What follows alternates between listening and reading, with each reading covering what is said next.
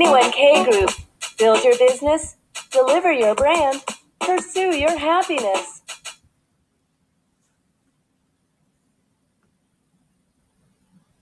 And I really appreciate you guys joining this conversation. I think I think we can actually do this again, and I would love to have you guys back. But before we close this out, it is International Women's Day, so Maggie. Oh, hot seat. Yeah, your woman of inspiration other than your mother or grandmother or close relative. Okay, I'm gonna go with Ani DeFranco. I don't know if you know who she is. Okay, tell us about her. Okay, Ani DeFranco is a singer-songwriter. She started in the early 90s. In the 90s, she was pretty much the angry folk singer, kind of punk singer, the grunge singer, a little bit of that time.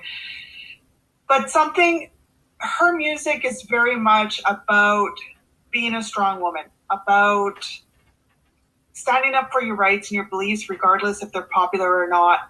She refused to sign on with any record labels. She started her own record label because she didn't like what was going on with the other record labels and the industry, and so she did it on her own. And maybe she's probably rich by now, but it doesn't matter. But the entire way, she's paved her own way. If you go back for the last 25 years, she's paved her own way and done it her own way. And if you listen to her lyrics, you can hear what she stands for in her lyrics, which is about, there's a strong feminism in her lyrics as well, but it's about standing up for what you believe in, regardless if it's popular or not. Fantastic. Thank you for that. And Melissa. Well, I didn't think I'd be able to think of anyone, and now I have two. So, the first one is J.K. Rowling, because she was a single mom. Yes. And, you know, her quote of rock bottom is a solid foundation on which I built my life. And the way that she kept pursuing her book, and, you know, now she's doing very well and has many published books. And then my other one is Glennon Doyle Melton. And she's an author who has a very large following on Facebook. And it was all built on vulnerability. And I'm big on being authentic and showing your vulnerability. And a little fun tidbit about Glennon.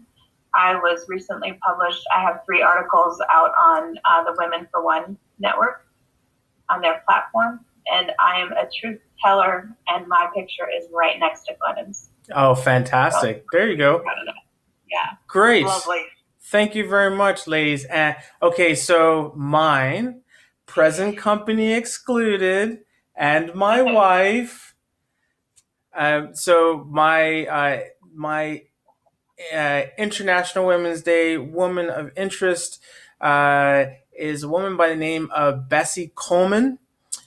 She is the first, she's not only the first African-American pilot, but she's of mixed heritage. She's actually Native American as well. So she's counted as the first Native American and the first African-American woman to be a pilot.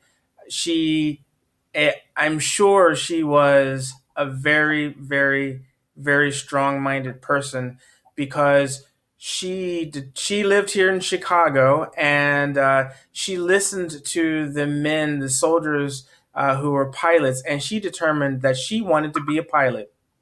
But women couldn't be pilots, and Black people couldn't be pilots, and Native Americans could not be pilots, but she said she was going to be a pilot. So she left the United States, went to France, learned how to be a pilot, and then she flew back, making her one of the first women to actually fly across the Atlantic as well. So she's a really fascinating. I can't imagine any person holding her down for anything that she wanted to do. So she is my inspiration for today's call. Nice. And so thank you very much. It's been terrific. my inaugural video. I'm, I'm sure we'll all get better cameras and be able to not stutter and all that fun stuff later down the road. But for now, you know what? Thank you so much. And God bless you both and have a good evening.